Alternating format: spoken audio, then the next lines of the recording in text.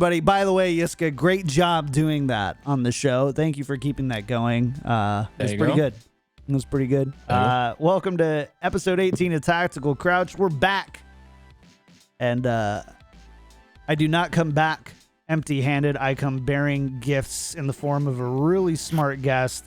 He's been on Overwatch League Daily and Tactical Crouch a ton of times. You probably heard him on broadcasts for Overwatch League, Overwatch Contenders, World Cup. I don't even know all the things you've done. And, of course, a ton of different Valorant events as well. None other than AVRL. Dude, welcome. Good to see you. You're looking great. Your face looks so well lit. By the way, I must say. Yeah, not empty-handed, dude. I came with a new ring light. You came with a bunch of new stuff as well. I'm slowly starting to catch up. You know what? I'll get a little bit for my setup, and then one day I'll invest in an LED light or something just to buff it up a little bit. You know how it is. And did I say Tactical Crouch at the beginning? I didn't want anybody to interrupt you and just it's spike drop. It's spike, guys. It's been a while. We are here talking about Valorant. I think I threw you off. I think at the start of this, like off air, I'm like, so we're doing Overwatch, right? And then since then, you're like, oh, we're doing Overwatch. Like a Freudian seed. Yeah, it happens. It's also it's you guys have been talking about a lot of like Overwatch related topics before the show too. So I'm just like. Yeah. I'm in a different world. You're in that mind space. You know, they announced the WoW expansion date. I'm looking at new computers. I'm waiting for September 1st for them to announce the new RTX cards so that I can get a new graphics card and a new computer and a new monitor. I think I'm gonna go 4K 144. I think I'm gonna do it. It's always nice to hear what I will never be able to own. Yeah, exactly. I'll live vicariously through you. Tell me how beautiful the Valorant scenery is. We'll buy you that monitor right now. Has more value than my life. Like, we'll buy you that monitor right now. We can get that. We can get you that monitor right now. I don't know if your graphics card's going to be able to run it, but you've got a decent. Don't you have like a 1070? Yes, Joe doesn't know. Oh, you mean me? I have a 260. Oh, okay. I mean, a 2060 or 2060. Yeah. 20. I mean, yeah, dude, you can probably find. Dude, like I got a 2080, and I can guarantee my Valorant doesn't look that much better than yours. That's true. Also, our Valorants look the same. Everything's set to low anyway for max FPS. Yep.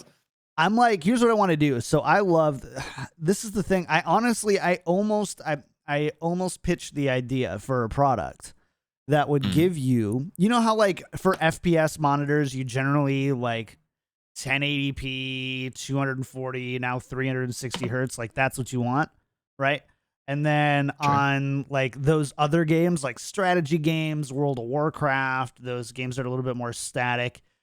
There's just something great about like a 1440p or a 4K monitor.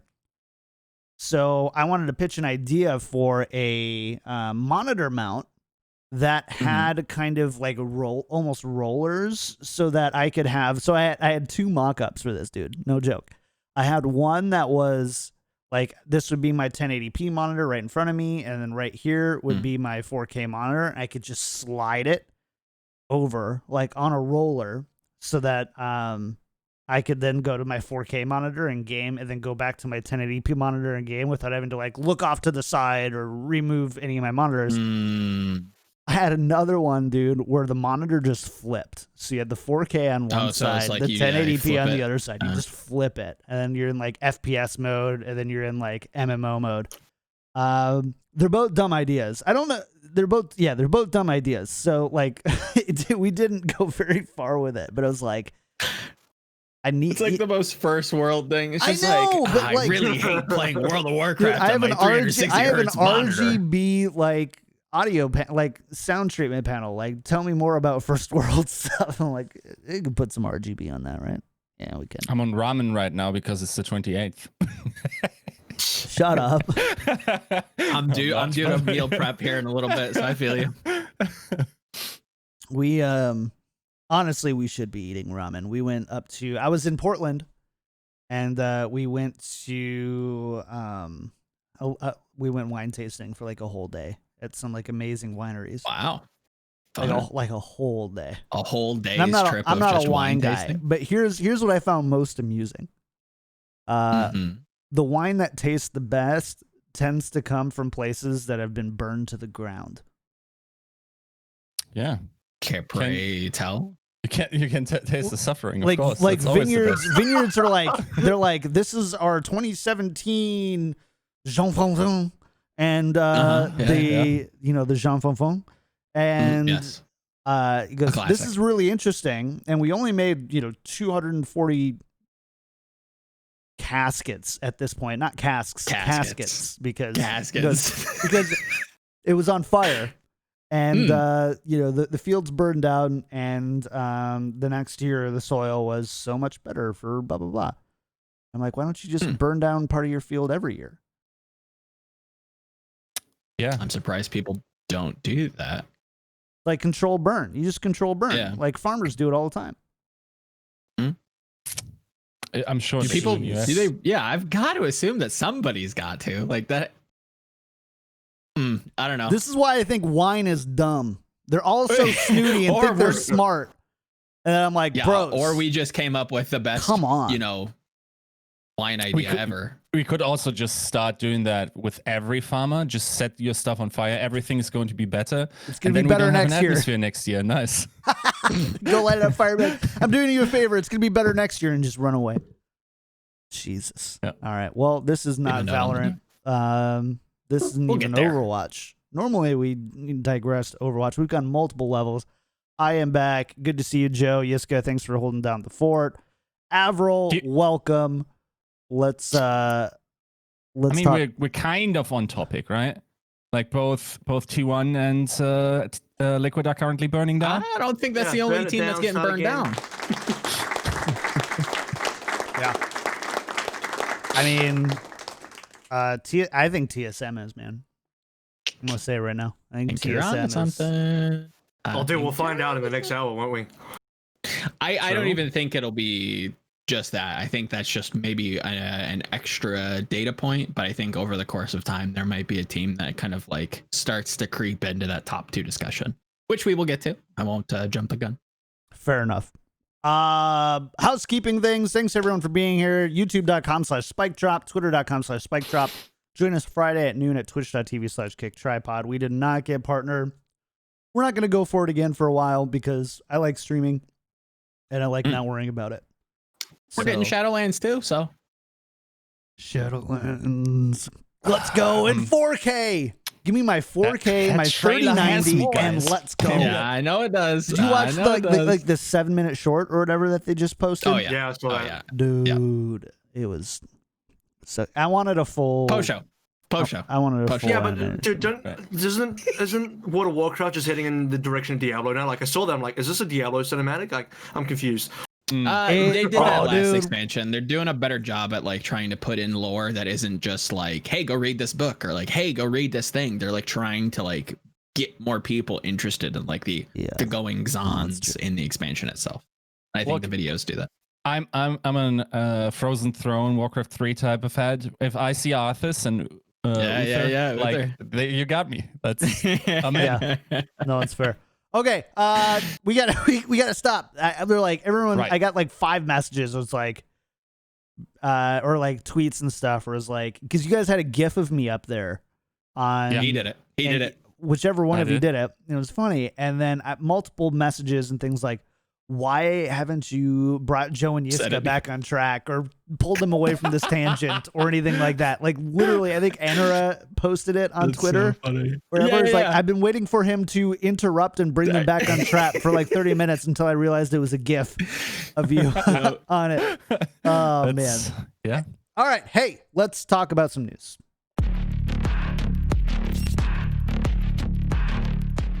Let's talk about Overwatch, shall we? Taimu and some other players have formed the team Event Horizon.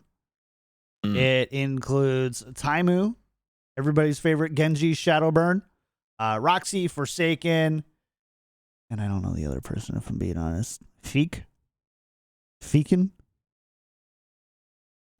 Sorry, what? Event Horizon might just be like a high rated. Yeah, Event Horizon. Yeah, player. I don't know. Forsaken.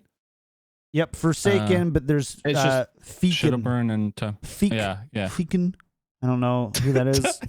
Dude, it's a little uncomfortable. Like that's a German cuss word. Is it really? Yeah. That's really funny. I don't think the guy's German though. Yeah, I've never heard of him. He just might be, or they might just be like a high rated Valorant player. Mm-hmm. But yeah, a lot of old Overwatch heads. I've seen a couple clips of Shadowburn pop up here and there. Seems to be like a pretty talented Jet player. Time be very kind of poised to do well in this game, so I'm excited to kind of see him compete. You know, in a proper like tournament setting, and yeah, seems like Overwatch people are doing pretty well so far. So we'll see if Taimu can bring it back. Good to see him land on like a team as well. I think he was kind of like floating around different, you know, mishmashes of teams. And for what it's worth, by the way, maybe this is just kind of my opinion, but I like that this is kind of a mixed team and not just like a full Overwatch team or anything like that. Yeah. They have some other people coming in, you know, the guy whose name we can't say, who, you know, that could be an X factor. But it's I think having a mixed team with some good Overwatch players that, you know, maybe for whatever reason Overwatch just didn't end up being the game. They could, I don't know, maybe they were just a little capped in Overwatch and coming over to this game is what they need. So I do hope that Taimu does find success here because, you know, as one of the better hit scans in history, really he should be able to do well here. Kind of tangential because I do want to return to kind of talking about like Taimu and like the history of like hit scan players doing well in Valorant as they transition over. Somebody who's been like floating around the NA scene for a little bit that has like constantly or rather consistently kind of been popping up a little bit more since beta has been Buds. Just seeing Buds, I'm like, oh dang, all right, Buds is kind of nice. Like I'm interested to see if he ever lands on a team, much in the same way that Taimu has with Event Horizon. I think we might see some old hit scan heads from back in the day kind of like pop back up, see if they can do something. Dude, you're waiting for AKM to switch over, dude, or something like that. AKM, I mean, yes. We got Unko getting highlighted. Yeah, all the fuel bench plays just waiting for them to they're like, their own just write it out, boys. Did you see Sabrosa praising Unko on Twitter? That was interesting. I don't think it was a troll either. No, I don't think so either. I think they genuinely like would be sick at this game, and I think I'd love to see them like on an all French team, like a proper like Vitality. Don't do that. Just Rogue, put Rogue 2.0. We're bringing it back. Here's what's gonna happen. We're gonna get Rogue, right? So we're gonna get this Rogue-like team, this amazing French team. They're on the cusp. All of a sudden, Valorant League gets announced. $20, $30 million buy-in. Do they make it this time? $20, $30 million buy-in. They're like, nah. Misfits, though, you're in. Misfits, come on. Yeah, exactly. Get on over here. Give me them Swedes. get on over here. And you're going to Florida. Jesus. All right. Yeah. Anyway, it's kind of interesting. Taimu, I don't think has had the best of luck so far in Valorant. Honestly, I could say I haven't watched any of his matches. I think I watched a Team Taimu match. A long time ago. What was that even? Was that like the G2 probably Twitch Rivals or something? Yeah, something like this. Yeah. So the problem I had, like I watched some of those events and it felt like he really had pressure on him but made by himself in order to like prove something. Like it felt like his calls were very erratic and he really, really tried hard to make an impact and therefore inted sometimes and like I think once sounds like Overwatch League Taimu to me, honestly. Like, if we're being honest, yeah, kind of like the thing is, imagine the way to the world. Imagine being a player who, I mean, AVRL, you said it is like one of the best hit scans we ever saw, and you know, there's no doubts the mechanics are there, and to have kind of that fall from grace. He's 26 now. 1993 is 26 years old. Dang. Like. It's I honestly I don't think I have the mentals to be like back in my day, but I still have the mechanics, but I just like can't seem to translate it at the level I need to be that Taimu. But I think he's the kind of player that has the hunger for it, because you can imagine he was at one stage maybe the best hit scan in the world, debatable. I don't know, like in his heyday, right? He was on the best team in the world at one point, again debatable. But it's just all of these kind of things where he was like pretty much at the top of his game in Overwatch, and then suddenly he wasn't.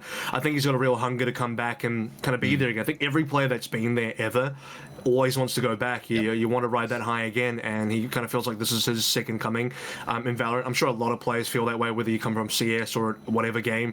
But yeah, so I can see the determination and the motivation there, which is why I think, age, I don't think is going to be a huge factor as long as he's cool, and his mechanics are still there. Yeah, I mean, we'll just see. I honestly, in terms of speaking to how he's been finding Valorant so far, and what he's been doing, I mean, that's kind of why in my opinion, I'm saying this seems to be, in my opinion at least, his first proper team. Like, he's just been floating around for a long time, and now he's kind of settled down. This is going to be the team that he wants to really try hard on, and so now I think you can start to really pay attention to see how he's going to do on a quote-unquote real team. How important do you think, AVRL? I mean, you're a head coach now, so which is really exciting. So how important do you think it is for stability in a new game like Valorant, as far as like putting together your best performances? Because obviously we see a ton of jumping around and moving. We see, these rosters split apart and then come back together, or parts of them come back together, or they all go their separate ways. So like, how important do you think that is especially for like a player like Taimu, to have some stability, have an organization, not be going from from Mastiatiot and Matty Stack into, Team Taimu and those other teams and that's just over the past month and a half. Well, you're not going to find, I don't think you're not going to find some good results. You're not going to develop as a player, as a team, until you can be on a team for a reasonable amount of time and, work together as a unit, and really develop as a team. Otherwise, you're kind of just this free agent forever, right? So obviously you got to have some stability. Right now, there are some good teams that have been together for a while. At NA and EU, you're going to find that as well. I think, teams like FPX and G2 should be together for quite a long time, unless something really goes wrong. These are not teams that are going to implode and drastically change their roster. Maybe down the line you might see one player move off for whatever reason, but for the most part, I think the teams that once they kind of find their groove, that's kind of it. You just got to need to have a team that you can trust, some players that you do want to play with, and go from there. And hopefully this is it for Taimu, at least for now. I mean, we don't know. We'll have to see the results. If the results are decent, I'm sure they can continue developing. If the results are maybe a little subpar, then they have to potentially look at options. But yeah, you have to kind of assess whether what do you need to do? Do you need to change players, or do you just need more time as a team? Fair. It's interesting. I mean, and not even off the Taimu thing a little bit. I don't know. I feel like we've all kind of chatted about Taimu. Who knows what he's gonna do? He has a high ceiling, obviously, and we'll see. If he turns Event Horizon into, not that they're not a real org, but like if he can find a way to leverage that into a like tier 1 org too as well. I think it's just something we'll have to see. But we were discussing 2 weeks ago now, maybe 3 weeks. I don't even know how many weeks it was. Dignitas at this point hadn't signed a roster. And then they kind of basically they signed the homeless core. And they have done okay. They came in. They came out. They came out swinging against TSM. I guess that was pretty fun to watch. No big deal. I mean, it's TSM at this point. Let's talk about. We want to talk about implosions. Don't get me started. Wait, that's the thing. I don't even understand North American Valorant at the moment. Like, how did TSM temporarily just come back and beat Sentinels? That's something I didn't foresee. I thought they would be like go in the same trajectory, like maybe T1. I think they at the moment will. I think so they have like why? There's. I mean, I don't know if we want to get super into it because I do want to kind of return to Dig. But TSM doesn't really seem to have much of a structure. They just kind of duel. They don't really play well around their ability. Sentinels. So you look at a team like TSM, you look at a team like Sentinels, like it's very like just vastly different in terms of like how much value you're getting out of each recon, each slow orb. It feels more purposeful with Sentinels, and to a lesser extent with Dig. TSM, you've got Wardell jump peeking bid 3 out of 5 times and winning 2 out of 5. They seem to always just want to gamble and take these high risks, and it pays off because they have very, very talented players, but that's only going to get you so far.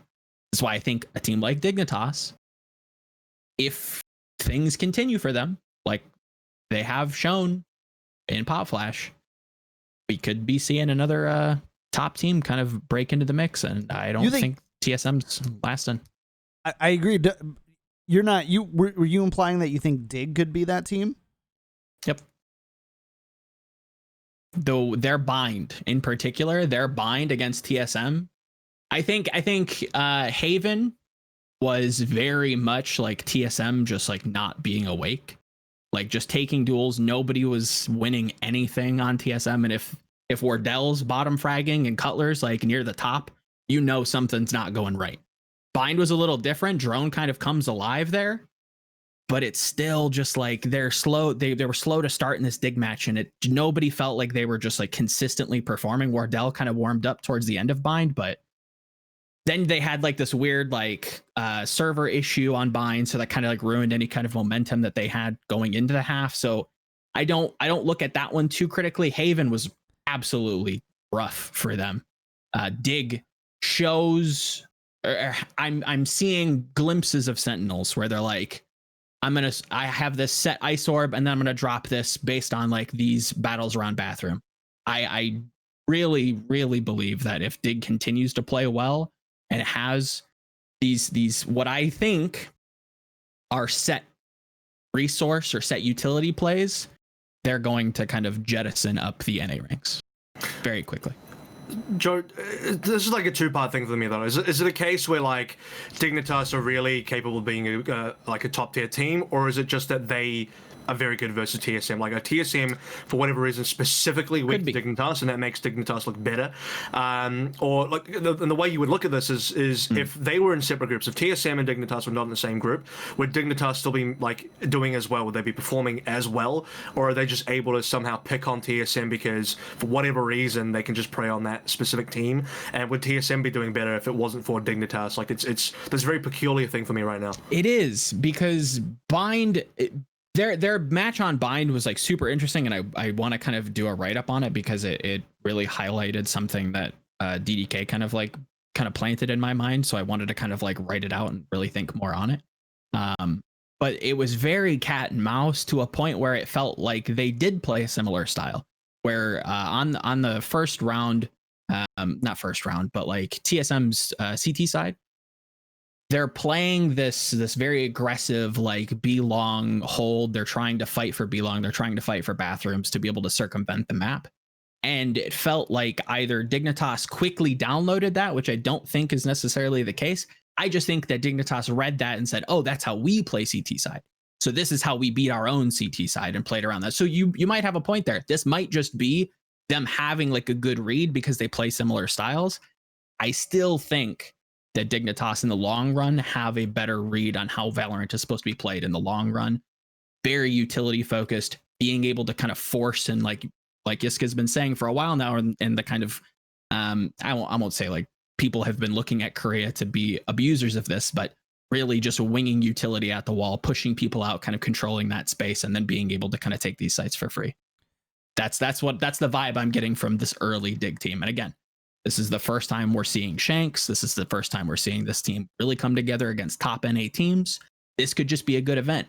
But this first performance, this is a great first impression going forward. If they continue to show this impression, I think they have the argument to be a top team. I get it. I appreciate like them coming in, blowing out TSM. I think we can't like totally ignore it. At the same time, I don't think that TSM has been a top 2 team in NA for a while now. You missed kind of like the last 2 weeks, right? They won events. They were basically all those events recently, which made no sense to me either. Like, I didn't Are you see talking that about coming the whatsoever. Pittsburgh Knights Invitational Gauntlet I don't series? weigh that one super high, but you can't not weigh it. I'm not. I mean, big it had on all but the big NA teams. It was right? also best of one And up until Grand. Sure, but oh, now he it's a bit doesn't of a want to gamble. play the best of I one mean- argument. Jeez, Yiska. wasn't it still an invite event? I think some teams were That's- invited. I have to. There were the big good ones. teams there. We can't argue that there weren't good teams there and that TSM wasn't tested against good teams. I'm just not big on like best of one events. I mean, it's in a general. But it One isn't. invite? It was a best of 5 in the finals. Am I crazy? Right, yes. The finals was a best of 5 with the winner getting, or the winner side getting a game up. But up until that point, it was best of ones. Is TSM properly tested in best of ones? I wouldn't say so. It wasn't. Were they It was a playing best these- of 5. It was a best of 3 Yeah, best of 3 in Grand Slam. grand finals. Yeah. according to So, I VALORANT.gg. wouldn't discount it entirely, but I also wouldn't put a ton of stock into it. But there again, TSM has been winning events, like, or at least placing well. They won phase. They've been battling Sentinels for first place. I put them at like 1A, 1B. It's really difficult to kind of edge them out because I think Sentinels has the better long run track record I think in the Sentinels future. is Like better. as projections, I see them skyrocketing. And to be fair, right? So like, there's very clearly a difference on this podcast in which like, I've been like, oh yeah, Sentinels are the best in NA, and I've been saying it for I like think that's 2 a months. fair argument. For like 2 months, Yeah. like before, like Yeah, you Yiska, have. we had an argument I'll about take it and that. everything, and Yiska was like, they haven't done this, and this. I'm like, I don't care. I think they're the best in the world. Same thing, TSM. I don't care. I don't think that they're that good anymore. I think that they're continuing to fall. And don't get me wrong. So you've got TSM, you've got Cloud9. Those two teams, or not TSM, sorry. You have Sentinels and Cloud9. They're in a tier of their own. Yeah. And you got this nice big break. And if you want to put like TSM and Dig and like, I don't know, Genji or whatever in that spot, or I don't care, Fun Plus Phoenix. Immortals. It's super hot, though. That's not. Yeah. They're It's like- they're EU. The motions Immortals. don't make sense at the moment. And by the way, the best of 5 was in the Face Clan invitation between Sentinels and TSM. So yeah, like they're back to back right now. And the thing is, like, for a while it looked like Cloud9 could be like one of the absolute top teams in the region, climbing up there. Then they kind of dropped off a little bit. Meanwhile, TSM goes up. Genji is still kind of good. Sentinels, of course, is still amazing, but somehow lose these matches against TSM, which I didn't think was going to happen. Then FPX comes along. Now they're kind of sorry, not FPX. Dignitas comes along, and they're kind of nice in these matches. And by the way, part of how this conversation is a little awkward is we're currently recording this at a time where it's 8-8 between Dignitas and TSM. Oh, is it really? I'm Yeah. glad it's a good match. It is, I'm it excited is. to look back at that. It nearly wasn't, by the way. Just a little really? bit, just a little bit of input here. But at one point, it was 8-2. There was 8 rounds in a row for Dig. So What a rough half. Yeah, and Wardell is just currently not going to let this happen to him. Which I that's think 4K. TSM. I think is one of the brute toughest forcey. part for TSM, right? Is Yep. just they do rely really heavily on Yes. Wardell. And Yeah. I think that we saw like TSM now feels more like Cloud9 than they did but like 2 months ago. It's weird where it's like Cloud9 little used bit, to a little really rely on 10s, right? Like it was like Yes. 10s. And then who else is really there supporting them? They've made some changes. They've, really kind of dialed it in as far as what that team dynamic looks like. They're comfortable enough to even take 10s off of the jet. Be like, no, that's not the way that we're going to be playing this game, and they're willing to change that. Whereas it's like TSM has done something different, where when they kind of seem to work as a more cohesive team, they tend to do really well, and instead it's like they leaned more and more on Wardell and more, and I think it made for a great frag movie, but I think it makes for a weaker TSM. And again, I missed the last 2 weeks, so like maybe I should just like shut up and listen to you guys. I think that's exactly like a good prescription of how TSM is going to win games. Is like you need somebody to step up. Most of the time, it's Wardell. Drone consistently has shown performances, so that's why I agree with you for the most part. Where they have looked a little bit more like Cloud9 in the past, where they need that star player to step in and kind of take control of the match, open up sites, deny pushes just with these opening picks with the op. The one thing that I would kind of say makes them different, or at least from the C9 in the past, is that they have Drone, this rock, this absolute role player at every single game. He just seems to like just perform, just be a workhorse. Doesn't get the love that he deserves still, even after a fantastic bind performance versus Dig. Granted, team lost, but looked like a stud. We can get to C9. I don't know if that's on the docket, but C9 definitely shaking things up, making some changes, and we'll have to see. Is C9 going to be more consistent now with Mitch on the op, playing Jet, moving Tens more to like a second rotation, like entry role? I like changing it up because they're so close. They have the talent. Like Mitch has been pretty consistent for the most part. I think he's been like my second guy next to Tens. It's like, okay, this is the duo. What else is everybody else doing? And they seem to be having a good event. I just need more consistency to be able to put them at the top. Right now, they're like a third wild card slot for me. TSM because they have the potential. No, C9. C9. Oh, interesting. Yeah, I think that they're top 2 easy. Yeah. I think they're so inconsistent. Make it Sentinel, C9, and then who else? Not yet. We'll see after this. I still think Sentinels is up there. I mean, to speak to what Yiska said earlier, of course. How do they lose to TSM? Honestly, if you look back at it, those are close enough games. Even the ones that TSM won were like, realistically, Sentinels could have, maybe even should have won those. We're talking about the phase grand finals. It was just so tight. 1 or 2 rounds could have made the difference. Yeah. So it's not like, this would be a very different conversation if TSM came in and just slapped Sentinels around and it was like a 13-5 or something like that. But it just wasn't. It was competitive enough that I think it was a big performance from TSM. And Sentinels were barely edged out. So, and that seems more like another case where, it could be the series that's happening live right now, where someone like Wardell just has to step up and make it happen. But if that's just your whole team, if your entire team revolves around either Wardell top frags or you lose, then I don't know, Sentinels are going to be the more balanced, the more like higher ceiling team, just the more consistent team overall. I think that's a perfect prescription of why TSM is like, if they don't change anything, these are already red flags that you're kind of like posing that I completely agree with. That's going to set them down in terms of trajectory over the next like 5 or 6 events.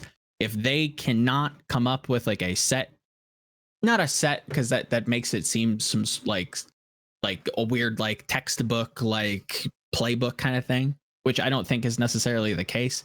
But they need to be able to kind of emulate on a majority of roles the way that Sentinels and now Dig are finding success or value with their utility. I think Drone has a good mind for it, but it doesn't seem like anybody else like has the same coordination or the same cohesion. They seem to want to gamble these like aggressive like line of scrimmage plays where off the rip you see Wardell jump peeking down mid on bind on B short, and it's just like, why though? Yeah. Like why are we going for 2v4s when we have the op and our economy's already like down the poop? Like just save. Like they seem to always want to just make these aggressive plays, like throw caution to the wind and like just see what happens. And like you said, it's kind of doomed to fail. Like it's not going to net you success in the long run. It might make you look good right now, and it has. But with Sentinels, with C9 now making some changes, raising some questions, raising some eyebrows. Immortals picking up a stellar rookie in Dicey's, who had probably the biggest clutch of Valorant so far. Yeah. TSM, they don't look like the Titans of NA anymore. Yeah, and I didn't want to make it sound like that Sentinels necessarily dropped off. What I meant more is, like, for instance, when TSM fell to Cloud9 in Pulse, I was like, okay, that's a crowning moment. Like now, like that's it, right? Like then they lose the next 2 finals, and I'm like, okay, and they weren't that close either. No. So I was like, okay, That's it. TSM had it at the top. Like they got there by having 3 exceptionally skilled players, and 2 old boys, and they just kind of took them for a ride, won some tournaments, and now we're like walking into the night. But that's not what's happening, right? Like they're actually coming back. Yep. And that was a surprising thing. I would have rather seen, for instance, like teams like Dignitas, or even to a degree, a restructuring Cloud9, even a Genji to a degree. I think like a strategical team like Genji would, in the long term, be able to play around the muscle that TSM has. Now, I don't want to undersell them, like TSM as a completely like all aim no brain team, because that isn't the case. I just think that they are more like, they are stronger strategical teams in NA, and you would think that the longer the scene goes on, the more is found out about the game, which allows you to counter individual skill more. So it's just going to take time. It'll take time until TSM either adapts to the metagame that is going to be incredibly utility focused, or they just fall off and they have to make roster substitutions, or they have to find, different ways to be able to set up the agent lists. Like it's trending in the direction of what you're saying, where it is like utility over kind of raw skill, and TSM's just riding high off of that firepower, which they have a good amount of. If it's not Drone, it's Wardell. If it's not Wardell, it's Subrosa. One of those 3 are having a good game. And Hayes, even last event at FaZe, like showing up still, the old man still got it. Yeah. They always have somebody doing extremely well. And if nobody does it, then they look despondent. And that's what I really felt like on Haven versus Dig in that first map. Nobody was winning anything. Everybody was just peeking, dying, trying to take fights, A lobby, dying. We had these teams in CS as well, right? Like famously the Happy Envy roster, where you just had 5 very high skilled players, and they were force buying every round. Is this like FaZe almost now? Yeah, FaZe to a degree, I suppose, but like even like it depends on the version of FaZe you're talking about, because that's like they also had Carrigan versions, which were much stronger strategically. But yeah, like that was the vibe it gave off.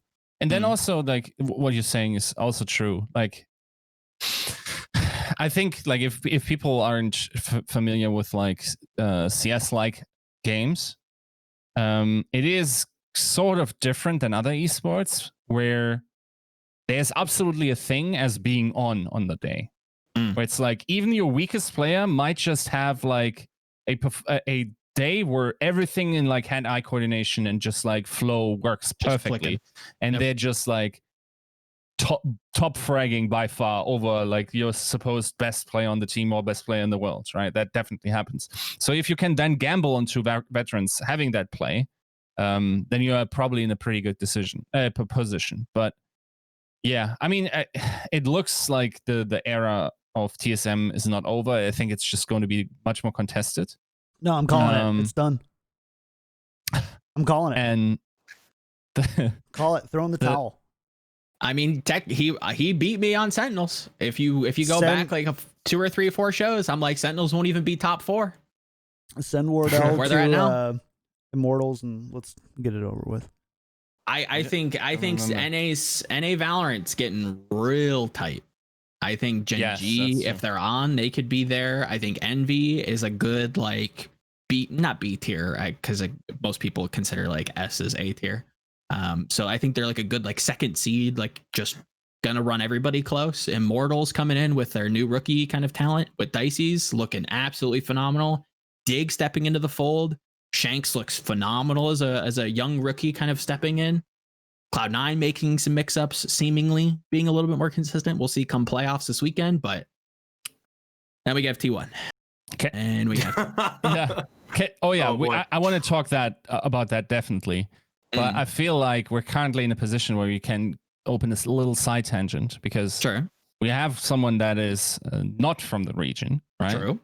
And we have someone that's from the Australian region, and they're notorious for verbally shitposting anyway. So my question is, you look at G2 and you look at the best teams in NA.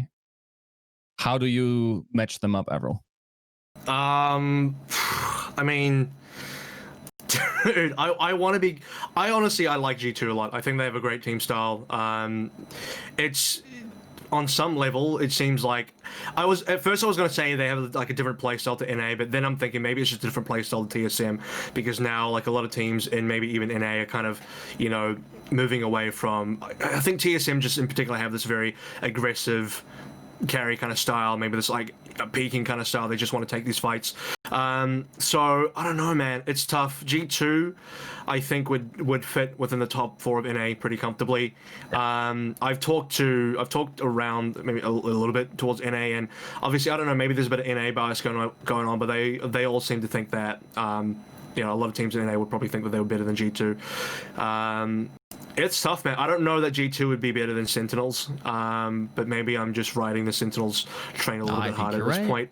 I think I'm like aboard. the Sentinels train. All aboard. I think Sentinels gives G2 a run for their money. I think they have that's a style that I think G2 is like the better TSM, the more consistent TSM, where they have those weapons that are just on. You can count on Artis. Yeah.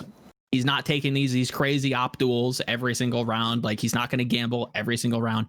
He's much more consistent than Wardell. At least that's what I get. Mixwell, consistent threat. Everybody on G2 is those consistent like drone style threats.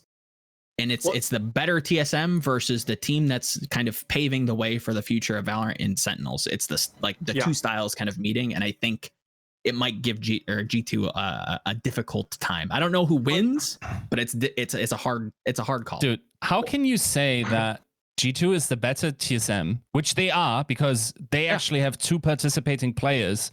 More That's so, true. They have actually they have 5 star players. There's 0 bad players on their team. I agree. There's more than 0 bad players or average players on TSM. And they win by a round against Sentinels. So in what world doesn't G2 just on average win more against the Sentinels of the world? I'm saying out of 100 games or 100 rounds of Valorant, sure, I think you would be surprised at how many Sentinels win. I probably, at the end of the day, at least where we sit right now with Sentinels and their kind of power, I probably have to give it to G2, but it's not by a lot. I mean, I'm not mad at that. I think a big problem that G2 have is that they don't have these eye level opponents that they can, elevate each other. The only team that maybe feels like it is FPX, and that's it. And yes, even then, they could be getting there. They feel like an EU TSM, where it's Zypan sometimes on, and sometimes he's just on, but not enough to be able to compete. Don't forget about Team Event Horizon. Who's challenging G2? That's kind of the problem, right? I don't know if they're getting good enough challenges in the region that are going to be pushing them forward. There's a potential where you can realistically get capped in your region if you're not having, teams step up to push you further. Whereas I think NA, we just had this big discussion about NA, where you have different teams coming up now, different teams reaching that maybe supposed top 2, and we're swapping seats a little bit in terms of who's really good in NA, and it just shows that everyone's kind of pushing each other. This kind of thing continues where you just keep cycling teams around being a top team, and teams are constantly having to innovate, constantly having to, evolve and improve upon themselves. NA is just going to keep pushing themselves further and further forward, and if teams are not doing that to each other in EU, then I think G2 they're going to reach a ceiling where they just keep winning everything, and no other team improves them. So here's the thing, though. When I left, I go to Portland, right? I leave you guys. I leave the Valorant scene to do its bidding. I leave. Team Liquid was supposed to be this team. Yep. Yeah. Nah. What the? Yeah, I don't know. I don't know if it was the right idea to plug and play Scream. It's not like Scream's a bad player, but it's one of those things that something's not clicking. He definitely sells jerseys, 100%. Big name player. Yeah. But something in this team, almost to like a C9 level, something's not working. I'm not saying you need to change the roster. I'm not saying you need to add a coach. What I'm saying is something needs just a little readjustment. They got a and coach, yeah. then you can kind of send it off to the races. But it was just more looking at like the prescription on C9 and saying like, okay, I see the potential. We see Scream. We see Eccles. This is Fish 123's core.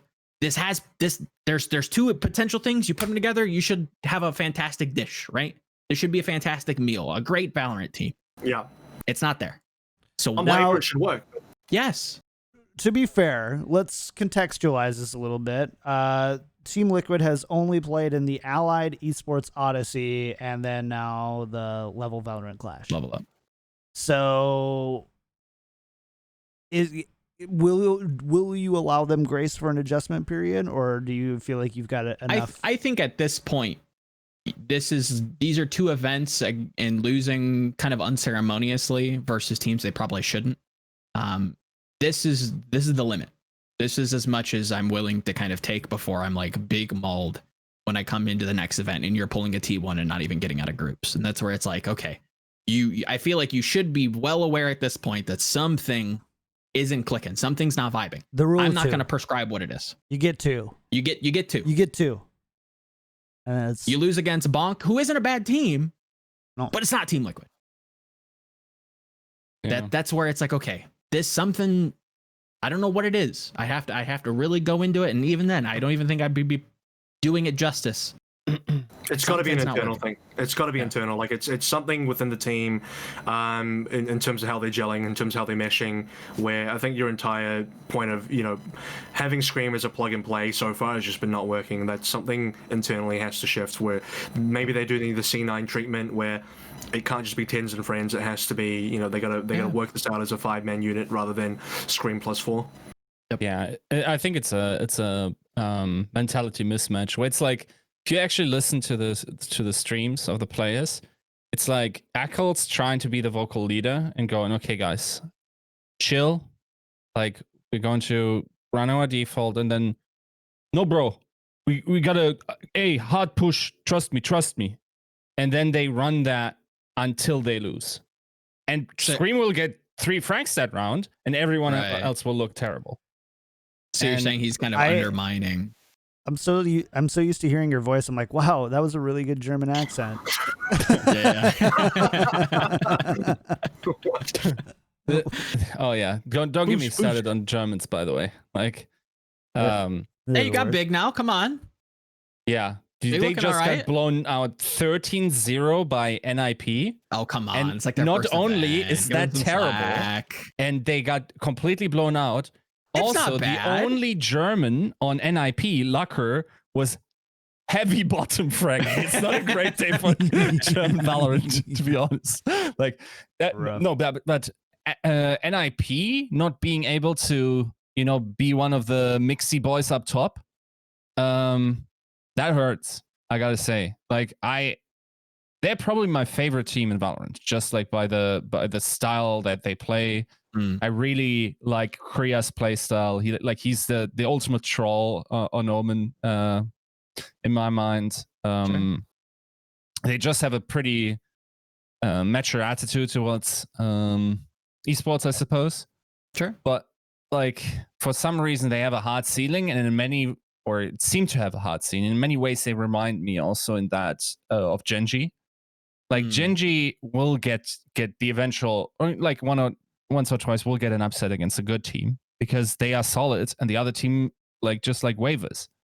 NIP is the thing is, it almost feels like either you have someone that's level-headed or you have a mad fragger. Like, it's like the mentality shift. Like, can you guys think of anyone who's just like super chill and actually drops 30 bombs at the moment? Oh, super chill. I mean, I've never quiet. heard it's calming, but some quiet killer that drops 30. I think is that why I can't do 30 bombs? By the way, is because I'm not obnoxious. You're not. Yeah, you got to play some Among Us with us and learn. I'm really good at lying. I have learned. I'm an expert liar. I'm really good It's at true. raging. Yes, yes, Jesus. But the thing is, I'm not sure what kind of mentality Sinatra brings to the stream, to the team. But I expect it to be like contained aggressiveness, I suppose.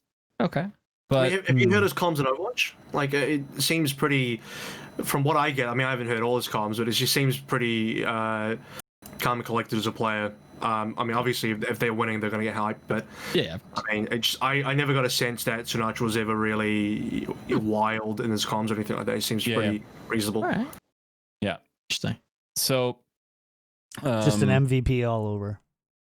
Yeah, it's really hard to find these players that, because like here's also the other truth about Fish 123. They're very chill.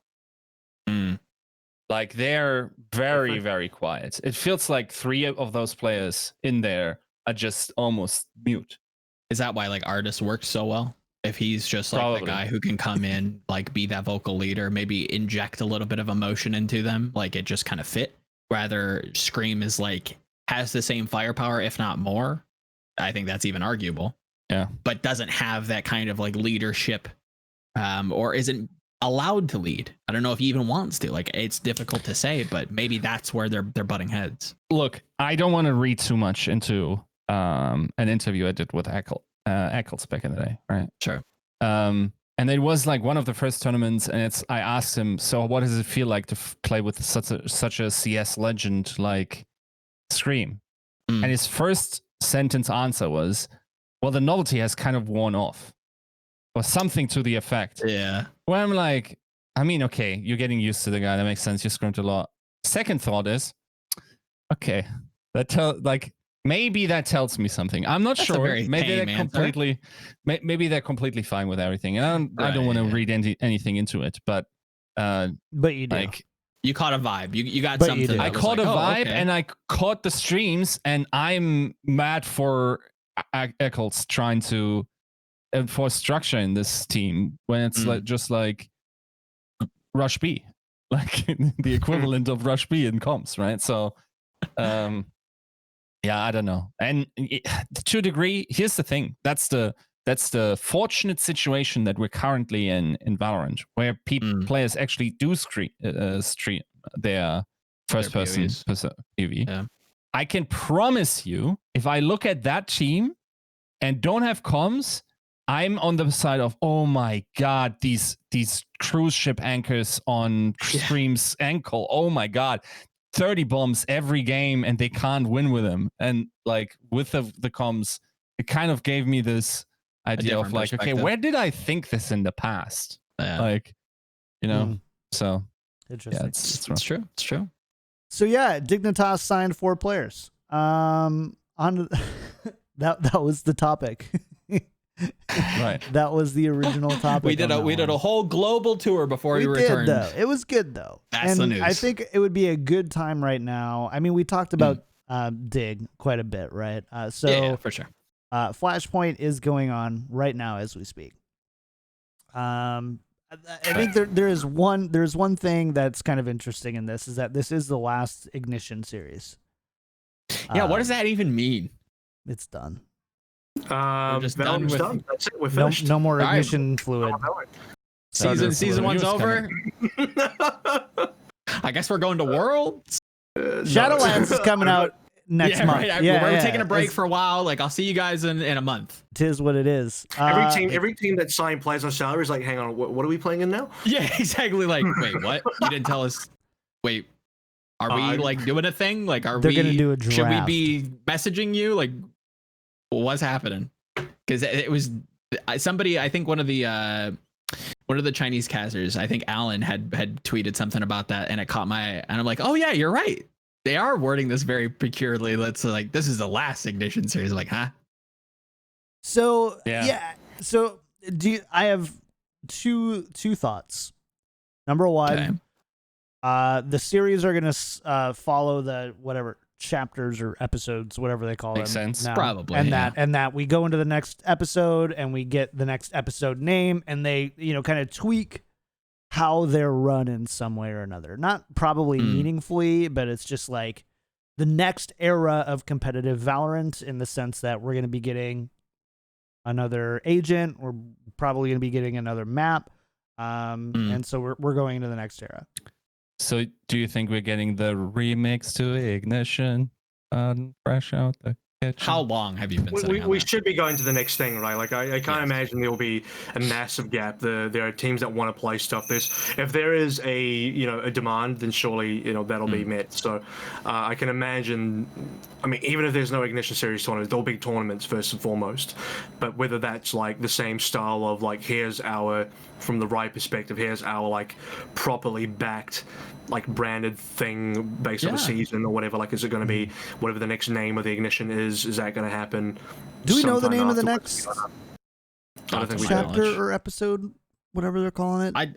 I'd like to see like some finale for this, where it's like, okay, this is the end of the Ignition series, but like this is the Ignition champion. I bet you $5 Where it's like, within the this is next the two. cup. Yeah. Within the next would be two, they dope. have that.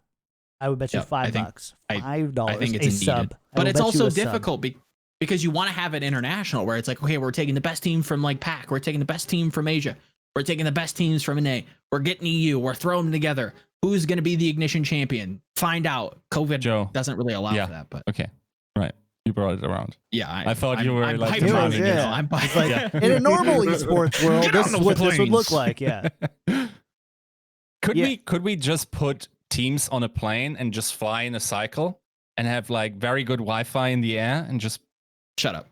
Yeah, but if there's even a little bit of turbulence, that's what it is. Might miss a shot. Your Wardell trying to hit this like crazy operator shot, and just a little bit of turbulence hits you. That's fine. I would give each plane a flat gun. So while they're playing, they're also attempting to shoot the other plane down. that's where the Every coaches come round in, right? That's where Yeah. that's what AVRL signed up for as head coach. Yeah. I want you to know, like in the planes, like the air circulation, and all that. Like, wouldn't that be really dangerous for COVID anyway? Like, I don't know. They Yes. must have filters too, but surely, like, you're in a very confined I wouldn't space for a wanna very fly. long period of time. So it just seems like the worst place to be if you're trying to prevent COVID. Not trying to fly right now. Oh. Not trying to catch the vid. Okay. So plane lands are a dumb idea. What other dumb ideas do we have here? Ready for I this? Here's the think- transition. Planes sometimes crash. T1 has crashed. With Is that still a team? crashies. With crashies. Are they still a team? I don't even know. Hard to tell. They're not in groups anymore. Yeah, It's rough. dude. It is rough. I bet they came into Valorant were just like dreaming the NIP dream, just like, oh Mhm. yeah, and like these best players from CS just coming in. I can see it, 56-0. Nah, my dudes, like you won the first 2 weeks, and then you already had like counterweight there, where it got considerably harder for you to win, and now you're just like legitimately a mid-tier team. But do you guys think, like, did T1 maybe come in too early? Because part of me thinks T1 signed so early for me that it almost was, to me, didn't make like, it makes sense, but it doesn't make sense. It makes sense from like, oh, you got like the first major organization signing players, you're getting a lot of clout for that, and you're gonna come through the very early tournaments, and when no one's organized yet, of course you're gonna smash. But are you signing way too early here? Like, you haven't even played the field yet. You haven't even really looked around. Or maybe you have. Maybe I'm like, not giving enough of credit. But it just seems like every other team that's waited a little bit longer, signed a roster a little bit later, done a little bit more research, played the field a little bit more, has ended up with better rosters. I think they need to And clean I out still the think fridge. Yes, I do. I do too. I think they have like good players on the roster, but this whole idea that, oh, don't worry guys, like Ska's coming back, like he's just playing Among Us with Shroud right now, they're just hanging out playing other FPS titles, but he's working on his agents, like developing don't worry. Don't worry. He's coming back. He's going to be a great color caster in a few months. Yeah. Like I'd like for T1 to come back, because I don't think they were ever really tested. Like we saw them a couple times, but I don't think this is the type of game where you can see them once or twice and have like a good read on like their highs, their lows, and everything in between. I want Scott to come back. I just don't see it happening. I don't think he wants to come back. And maybe that's my prescription, and I'll take that L if I'm completely talking out of school here. But I get the vibe that they're trying to figure out to find like a strong substitution for him. They're trying to find a new opper because it is very important. I know that's something we want to talk about. And they're just kind of eating this event. They're chewing the bullet, and we'll go next. You saying he doesn't want to come back to T1 or Valorant? I don't know. I get the vibe, and this is the tea leaves. This is complete speculation. He just, I don't think he really. So also, don't do it, Hiko. Don't do it, Hiko. Don't do it. You look. No. He's gonna say like, you don't want to do that. Another roster, way too much. So for an upgrade, for those who are like, what are you guys talking about with Skadoodle? So this was sent August 24th. It's the 28th now. He says, an update to my fans and fans of T1. As you may have noticed, I haven't been playing with the squad in competitions, and again won't be competing in this week's event. I've been grinding to expand my agent pool and overall impact with the op, and we'll be back with T1 when the time is right. But in the meantime, I'm going to be practicing with other teams to stay sharp. I'll be back soon and better than ever. Yeah, I don't know. Okay. I don't think that that's like conducive of like long term. And then obviously with what happened with some leaked DMs coming out, showing some displeasure with Skadoodle from the other members of the team. I don't know. I think T1 might be moving on. I think Skadoodle might be moving on, and this is just like the amicable breakup kind of talk. That's what I'm getting from it. You think T1 T1 is moving on from Skadoodle or like from Valorant? I think both are. I don't know exactly what Scott wants. I shouldn't really speak on that because I don't know, right? Like it's just so it could be a personal thing, could be many different things. But it seems like the T1 core, from at least that one interaction that we got, gifted to us from an accidental alt tab, it doesn't seem like they were super happy with his performances. So they might be moving on. He might be moving on. It might just be best for both parties to kind of like split. They find a good replacement, and then they can kind of step back into NA's like at least B tier discussion and battle their way back up. Because again, Brax is a talent. AZK is a talent. Food is kind of hit or miss sometimes. But you put somebody in like a Dicey's, like a Shanks coming in. Again, these are just two rookies, young kids coming in and looking absolutely phenomenal. What else is out there for T1 to pick up? You picked up Brax. Again, like not a complete nobody. Coming from CS, having a big name there. Coming into Valorant, doing well. They also signed what him else in March. Is on the market? Yes, Like, so early. Like super early. Yeah. We're still in beta, like it's just, how do you, I just feel like it's almost too, like I think T1 kind of did it for a little bit of clout, but I don't know, do you not want to like wait it out a little bit and just see what's out there? Every other team that's waited a bit to see what's out there has had better results. That's true. It depends, of course, on what kind of contract structure they had, right? Like if you only give them 6 months on their contract, then you still can make moves after. If you actually got to buy them out, big oops, in order to make moves, right? Like, I don't know, it's rough, but it's also not the only mismanagement that T1 has done with rosters recently since the takeover in esports. So I don't know. Like, I feel like they do marketing very well, and that's about it. In terms of like, another thing is like, I haven't heard the greatest things about Fraud as a coach. So maybe that's a region they can improve in. Like, one thing like that people frequently pointed out when T1 were actually the best team in NA was they have one default for every map. That's not how you become the nib of like if you're the first full-time salary team with probably like 6-figure contracts, then you got to have more than one, dude. Yeah, like there has to be a little bit more depth if you're going to be consistently the best team. And again, like maybe that was just always going to be the case where they were going to get outpaced. They were the beta kings, and Now you need, Sentinels and TSM are asking you more questions that you just don't have answers to. Maybe they get pushed, but they've already, like, the rosters are already fractured. Like, they've already broken a bone. It's just like, I don't think we'll ever get to like ask those questions or see that T1 roster like properly tested. Because I agree, like, to your point, they were very flat-footed. Ever have you extensively reviewed them at any T1 point recently? Yeah. No, not really. I honestly, T1 sounds really bad, but like they don't make it far enough in tournaments. Like I generally, if I'm going to watch some games, especially on my time zone where I'm not going to be awake during the times where the games are live, I'm going to look at VODs. I'm going to be looking at the VODs later on in the tournament, and T1 just don't make it that far.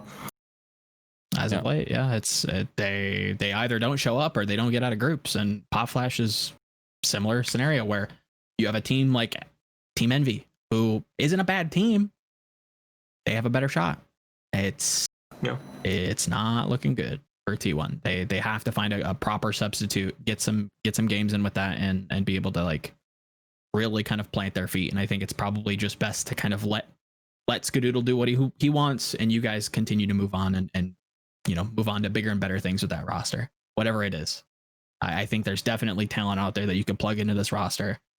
Whether it's exactly what they need, hard to say. I don't know exactly who calls for this team. It sounded like Ska did a little bit of calling and did the ops, so maybe that's why it wasn't adding up. But yeah, it's a shame. It's disappointing to see T1 kind of fall from grace. Yep. Yeah, absolutely. I mean, I feel like we kind of discussed all this stuff. Yeah, I think they need a big AWPer, and I don't know if there's an available person, unless you want to break the bank. You want to? Okay. Here is what I thought. Okay, I thought C9 was not going to get it together. Ooh. I figured C9 was not going to be able to gel. I thought it was 10. I didn't think things were going to change, and I'm still not completely sold on that being the case. They got that.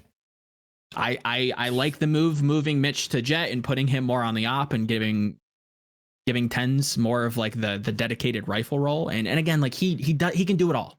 I think his rifle's probably better than his op, but his op was so just stinking good, like fantastic. Okay, so someone in chat, Ethan Nace,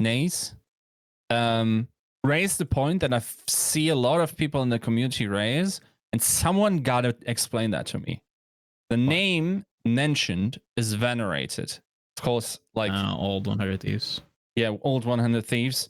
I looked at like when 100 Thieves was slumping, I went on a deep stats dive to look at what you could actually do. And the problem was it was almost systemic. Everyone was not fragging in that position. And there was no modular solution, which is why the only way to augment that roster was to actually drop all of them. I don't disagree with that at all. They didn't have a star player. They had, very similar to the issue that Fish123 are facing right now, 4 very solid players. And Hiko, who is not like a world beater, but pretty good. Consistent. At least in the later tournaments, he had some carry performances. Yeah, he can be and a Venerated was one of those players that didn't consistently, like, I don't think he's like significantly better than Ska. So you're side grading and you're like destroying like pre-established synergy you have built up over the first couple of months, as well as like a career together that you had anyway, right? With and also, of course, big step down in Brant. Like Skadoodle is a big name in esports, right? Like major winner and whatnot. So you need an absolute ace player. You need someone like Artist, someone like Tense, someone like Wardell. Yeah, but I don't think those teams are letting those players go, though. No, that's what I'm. Someone like this, right? You gotta get like a dicey. You gotta get like a rookie that's up and coming. That's really good. That's what I'm looking at. Yeah. I wonder if T1 like breaks the bank and like tries to rush on someone like Shanks, who's like, I get your brother signed to Dig, and maybe Dig might give you an offer, but look at this offer. I'll give you a blank check. That's where I see just like Packing currently just going like, Okay, so let's do the numbers. Yeah, that's $200,000, please. Thank you. They're already doing it. Look at Dicey. Yeah. Like, you can't tell me that plays. I mean, he does like the fantastic like 4v1 clutch, TP to B, fake the TP, fake the dash, like the whole. You've all seen it. I don't need to spell it out. Then 2 rounds later, he does another 3v1. Like, this kid, I don't know. I see it. He might not be the most consistent, but he comes in clutch. And I think he's young enough that he can grow into something pretty special. Yeah. And again, who else was taking a chance on Dicey? That's the beauty. We kind of escaped a scene where the young prodigies couldn't really play with the big boys. They're about 18. How young is he? Is he like, or at least I think he's young. Let's see. I don't know. Yeah, that's a good question. Are there actually any really 17? Young, Twitter says 17. Any really young players in like a decently high level Valorant right now? I'm talking like 15. Who are you? Like 15, 16. Like these guys are so damn good, but they're just way too young, kind of deal. Yeah. I don't know. It does seem like Valorant right now is just full of old guys. More experienced play. Well, I was gonna say that, but then I'm like, well, not everyone is Cutler and Co. It's just like there's not just a whole bunch of old guys. There's probably a decent few, and that I think at the start of every esport, you're gonna get those like the Ryu Jae Hong kind of age players still there in the first year, second year maybe, and then who knows after that. So I mean, that was Overwatch when we first started, right? It was like some older people and some washed TF2 pros. And then basically, how old are your players? Oh, dude, they're kids, dude. Well, the players range between 16 and like 19. Oh wow. Okay. Yeah, they're really young. And honestly, like, it's not like age wasn't even like a primary thing. It wasn't even a concern. It was more like, are these players actually good? And I know they just happen to both be like really young players and really talented players. So there it is. Nice. Fair. Yeah. I mean, it feels kind of weird to go through the Ask Valorant thing now, huh? I think we kind of can just talk about the operator. Yeah, I think that's the big question everybody wants to like beat with a shoe. I bet you this will be the last time we have the conversation too. Yeah. You're in your dreams. All right, tell me about the op. Tell me about the op and why we should delete it from the game. That's the thing, is I don't think we should. I don't think it's that oppressive right now. I think we're starting to see teams really start to experiment with what's going on in terms of like agent pick rate. A lot of teams straying away from this age, and I think that has to do with how annoying the op can be. I think we're getting a little bit more creative with that, and I think that might be where C9 has found their footing. But then you have, I just kind of like going into the show, rewatching the TSM Dig game just to kind of freshen up on it. Go rewatch round 8 TSM Dig on Haven. That makes it look like double op setups are like just the best. Okay. Pick after pick after pick, and then the game's over, or just round done. Like 3 picks, and then you're down 5v2. Like, what do? You can't get any intel. You can't go mid. You can't do this. Like, you have to expend so many resources to be able to like just inch across the map. It's rough. Can you explain to me? Okay, so presumably, like we try to build team compositions in terms of agents to be balanced and sort of like solve certain problems we're facing. If double operator or just one is a big problem, why are we not playing, like, for instance, Brimstone and Omen together the entire time? Do you have an answer?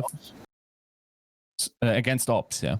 Or I think you're sacrificing in team comp. Like, you have to think about what are you giving away for that? Because first of all, if you're playing operator right now, typically it's jet op, right? So you already have your secondary smokes there. So if you're gonna have like triple smoke, I mean, you could just have a ton of smokes, but then you have to think, okay, what are we giving up here? Do you give up a Sova for that? Do you give up your Phoenix for that? Like, you're not gonna give up your Cypher surely. So there's only so few slots, and I think at the end of the day, you know, it's just not worth giving up like a Sova or, you know, better entry value with a flash. Like, why do you really need the extra smokes when like a flash entry might be preferred? You know, it's just a lot of these kind of things for me.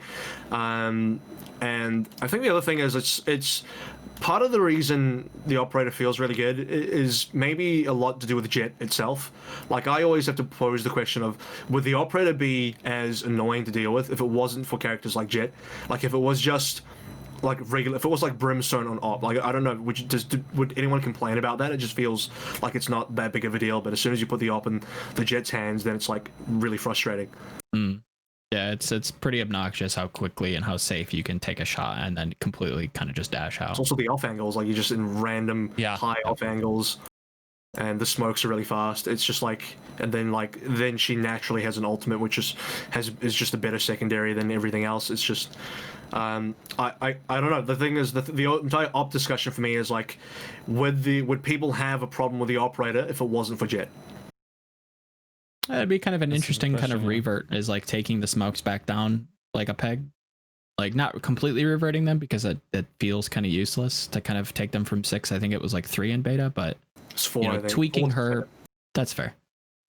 Maybe bringing those back down might do something, if that's the case. The smoke's even the problem. I don't even think the smoke's the problem. It's just how safe it is to op on her, how far she moves around the map, how many different off angles she can take. That's like really insane to clear. Like, you know, you face like the AWP and CS, and you never have to worry about half of these off angles because characters can't reach them. It's insane what Jet brings to the meta in terms of operator usage, which is why, by the way, like, double op feels maybe oppressive, but at the same time, the good news is there's only one Jet you're dealing with.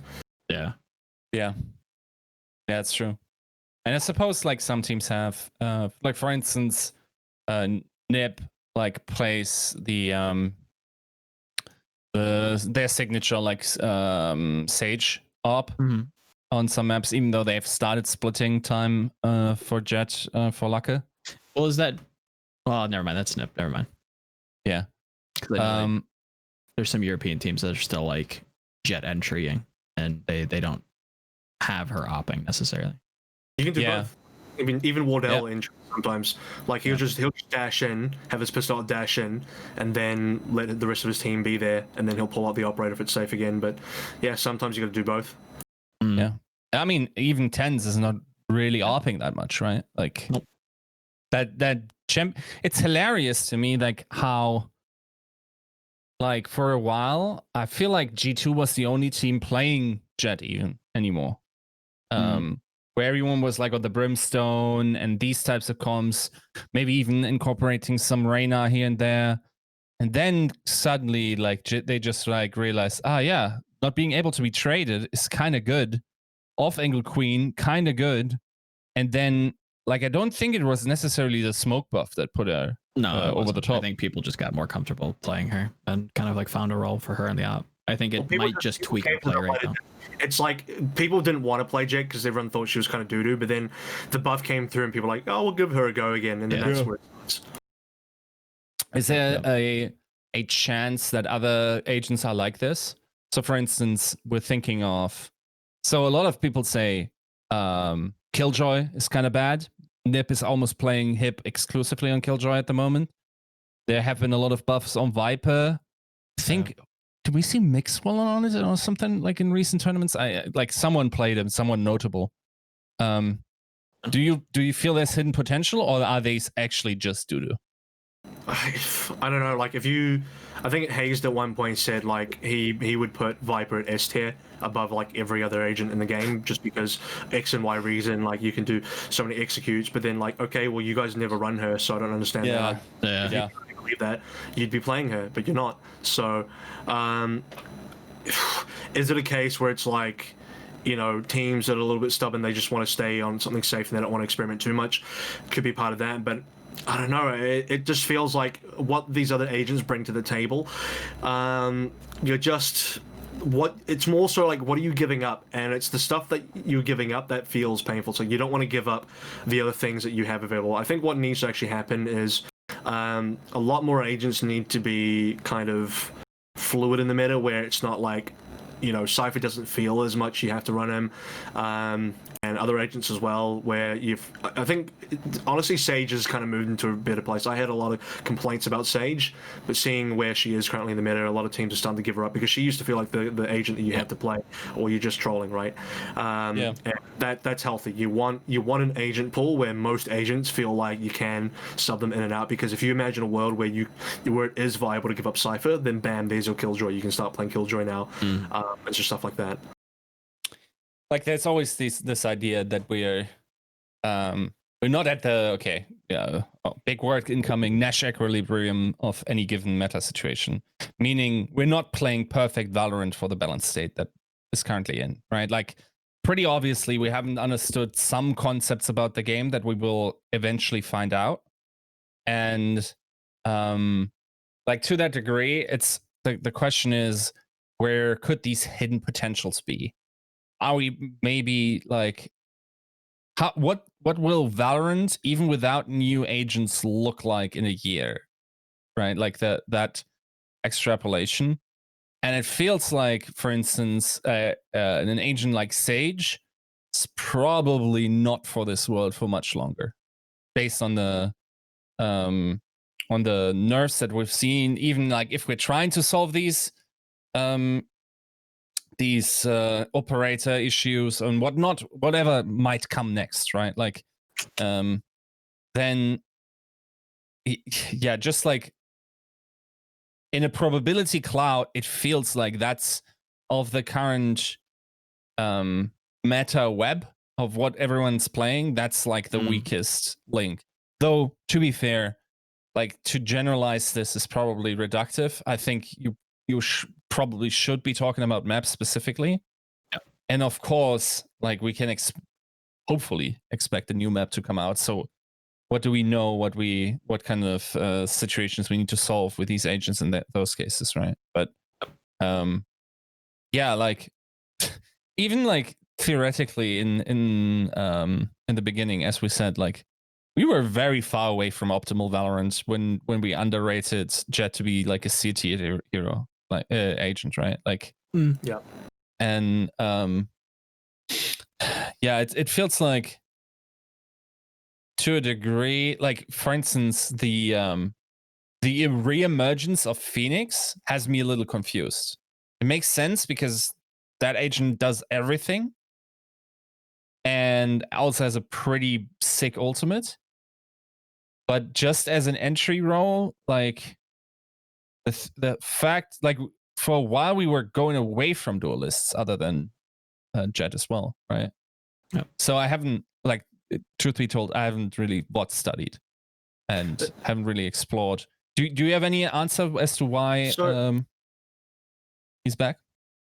Let me say something real quick as well. First of all, in terms of like any sort of hidden potentials out there, you're far more likely to see it on the duelist agents than not, and that's simply because of the skill ceiling there that exists there. This is partially why I think Jet kind of came back, because this is my opinion, but at the start, when people are they're not masters of the game, you're still learning the game, you're still not too sure, you're definitely not playing peak Valorant yet, and maybe we still aren't, but you're looking at characters like Jet, no one's playing Jet to her potential, not even close. So but I think everyone understands at some level, like, hey, there's a lot here. Her kit you can do a lot with if you're exceptionally good, but no one's at that level where you can really maximize on her kit. So most people on Jet just looked kind of bad, and she looked like a bad character. She had a 4-second smoke. She looked like a very selfish character, and it just didn't really bring a lot of team value to the team. And you look at like beta compositions and very early release compositions, it was like very heavy, in my opinion, team focus. You had Smokes, I think there was pretty walls, limited. It was kind of limited duelist usage. There was a lot of breach play. I think that's very telling of what the meta was in terms of like, this is a very team focused character. You just have like 5 very team focused agents, maybe 1 duelist, but now you've almost headed in the other direction where you're playing double duelists and you're playing Phoenix Jet almost all the time. And if it wasn't for the fact that you have to pretty much always be playing a Cypher and Sova is extremely good, then you might even be playing a 3rd duelist in some cases, but you don't want to tank your defenses that much. You still want to have some good stuff on defense. So, yeah, you're far more likely to see something hidden come through on a duelist than not. I'm a little surprised Raze isn't getting played a little bit more, but maybe, you know, the constant nerfs to her and finally just put her in the grave. But yeah, that would be my kind of take. One such aspect where it's like to draw similarities to Overwatch, right? Like ult tracking in this game is relatively trivial because like you press tab, but more so than ult tracking, I suppose you could theoretically, because currently it feels like, even looking into the comms, it feels like, so you hit a side, fake, or like make a fuzz at a side, sort of try to favorably trade out utility, but it's noted that they used some utility. It's never noted how much was used or which specific points were used, and like the specificity, I feel like there's huge potential in that tracking, right? Like if I know a Brimstone has already used two smokes on an attack, now I have, like, if I'm attacking, I don't know, A side binds, there are angles for me now that won't be able to be covered, right? So, like, do you guys think like that will be going into a direction? Is that even possible to track? Are they not already doing that? They should already be doing that. I think we're starting to like really punish that. I've loved listening to DDK kind of do color at Pop Flash, and he's already starting to like at the commentator level, like finding like perhaps tells for certain executes, specifically looking at the TSM Dig game, like where Cutler's placing his cameras, how much or where Dig might be able to hear those cameras and kind of like extrapolate, okay, we saw this with this execute, so could we assume as much, and then kind of playing off that. Sure. I think that game really has me like excited for the future of the game, because it felt very cat and mouse. It felt very chess-like. Haven, not so much. Bind for sure. But I think we're already starting to do that, and I think teams are only going to get better. Well, I mean, I can tell you, dude, like, my team, which is like, you know, maybe we have, because we have some Overwatch background, and I'm not just talking about myself, but even the players, we have Overwatch players, so we definitely, we're tracking ability usages, we're, you know, even counting down, like, okay, Omen 2 smokes, when's his next smoke coming up, and just like who's got what utility where, we're very much looking at who's playing what agent where and what utility is being used. So I'm like, I'd be very surprised if like much better teams are not already doing this, and they would be doing themselves a disservice to not be doing that. And maybe it's a more natural thing if you have Overwatch players, because it's like this is what we're used to. But yeah, like to me, it's like it wasn't even a question. It was just like you just do it straight away. So I don't know. Yeah, no, like from the comms of like even a G2 or like a Team Liquid, that hyper specificity is not in the comms as far as I can tell or could tell.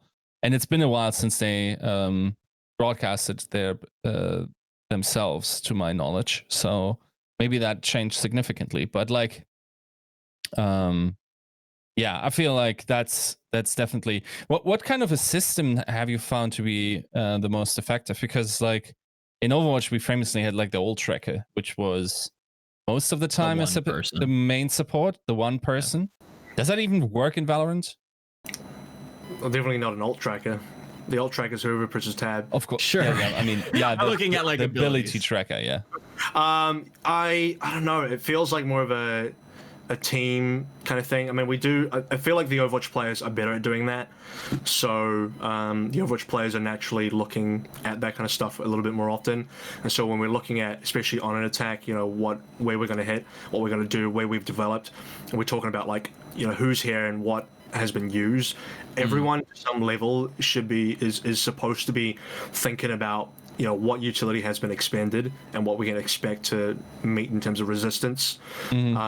So I would say it's more natural for the Overwatch players to already be doing that, but I feel like everyone slowly has moved towards that. Definitely the CS players are not doing it very much because I just feel like the CS players are not used to this kind of gameplay. Like they're not used to this kind of macro at all.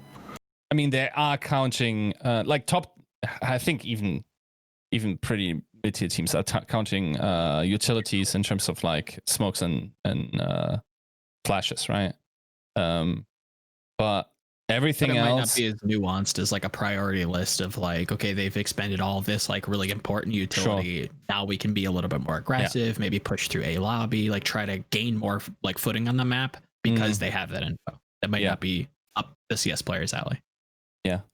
And that's entirely possible that they also like it all depends on how playable all of this is. Like in CS, it makes way more sense probably to generalize and say big utility, small utility, because everyone has the same more or less available to them. And there's also no economy to be considered, which is also true in Valorant, of course. But like in Valorant, it's the case like theoretically you should always buy all of your utility. You're not losing anything by dying, and if you need it in the moment, like just having a big number in your tab is either not like, unless you're like the ARPA, I suppose, where like if you're double saving and want the ARP and you're buying your utility in the safe round, that could be a problem because you can't, like, for instance, light buy the ARP after, right? But otherwise, like, there's very little reason to save to not buy utility in the first case, right? So the tracking is sort of more or not more tricky, but like very different in what you're actually tracking towards economy. So yeah, you assume the other team just always has util. Yeah, because again, but is that a good thing? Not to assume, but is it like fun to always have utility? I think maybe we can kill two birds with one stone with like the op discussion and like how much or like how we view utility by maybe increasing the cost of utility across the board by a little bit. So you're hitting the economy, you're making utility that much more important to kind of like push that forward, and then I can tell you how that can be done like right now. As every character that has free utility, make it cost something. Yeah. Yeah. Yep. I think every has free util right now, and you don't even increase the cost of other util. Just make that cost something. So it doesn't have for free dash. You have to buy the dash. That costs you so no signature $200. abilities. So well, I mean they can. I guess they're you can say it's a signature ability, but it's just not a free thing. I guess the functionality of it being free is taken away. That would be kind of moving towards what you're saying now. Yeah, I like that. Hit the economy a little bit, but not a lot. Just a quick change, and I think that stems the tide of at least, okay, now there's more questions. Can you round 3 op effectively? Is that worth it? How frequently is the op being bought? How frequently is the op being bought? Twice across like a tight game. Like if you're just stomping people, you're probably going to win anyway, so it doesn't matter. But I think that would be an eloquent way that isn't just like, okay, you have to limit to the game to 1 op and you're not allowed to buy it or just delete it from the game. It's like, no, there's nuance to it. It's really beloved. Like people like playing it. It needs to be in the game. Yeah, it's an exciting without the op. Yeah. Well, I don't know if it's boring, but I agree for the most part. Fair enough. All right, we got to get out of here. It's been a show. It's been a show and a half. Thanks so much for hanging out, everybody. Hope you had a ton of fun today.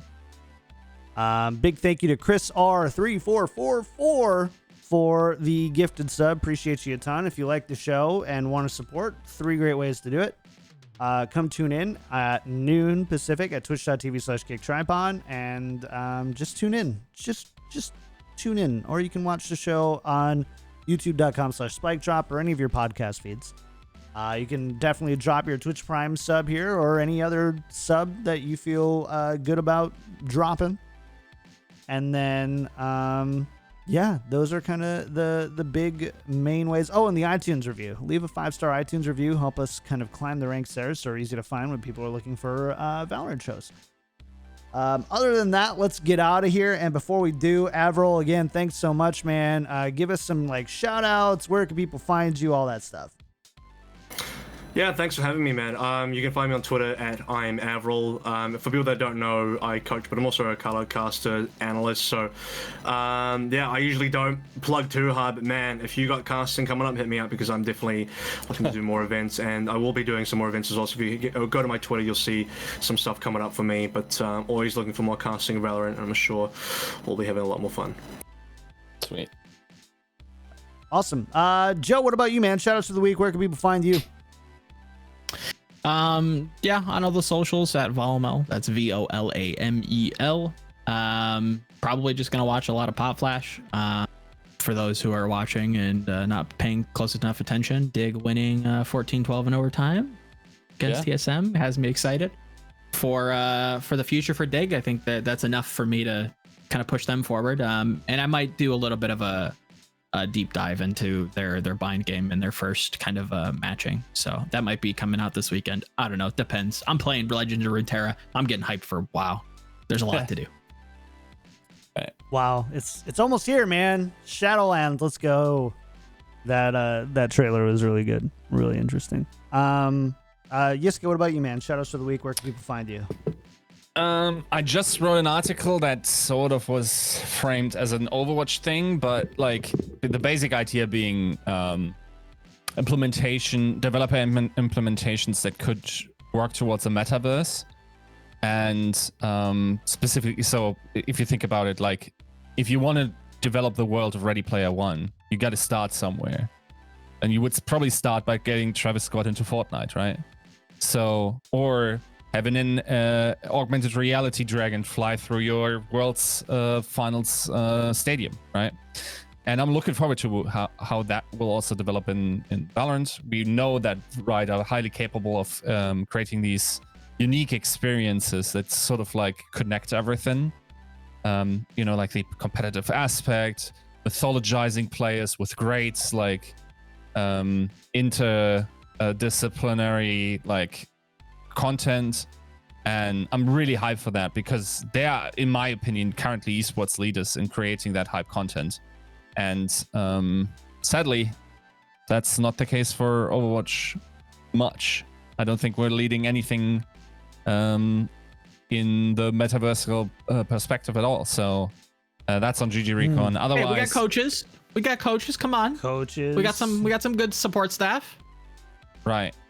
Yeah, but like, okay, so yeah, I suppose like didn't do a great job in explaining why that isn't necessarily contributing towards, you know, like creating a digital world in which we get the pay-per-view money out of people, right? But like otherwise, like I'm really looking forward to, like I almost can't wait for the Overwatch players to be over because I really want to dig my teeth into Valorant.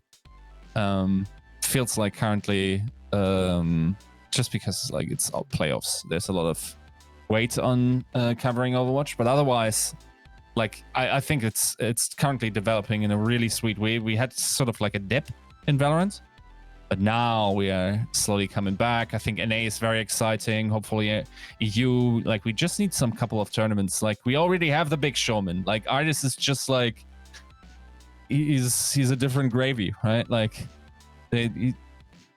if we can get a counterpart just like shit talking with him, I think we're gonna have great entertainment in Europe as well.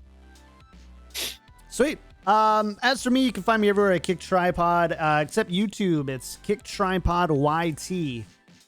Please do go subscribe there as I am ramping up to do some more content.